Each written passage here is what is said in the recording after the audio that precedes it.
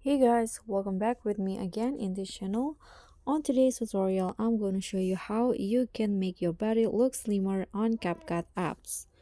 So here I've already import a video, and if you want to make your body look slim, you can just click on your video and find the retouch, click on body, and here find the body option.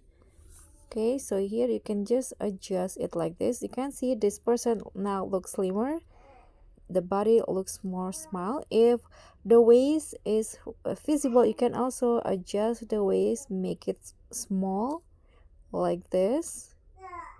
And you can also do it manually. Here click on slim, go to where you want the position to slimmer, and drag it like that. Okay, click on the check icon when you're done, and that's it. Thank you so much for watching. Don't forget to like, comment, and subscribe, and also click on the thanks. Bye.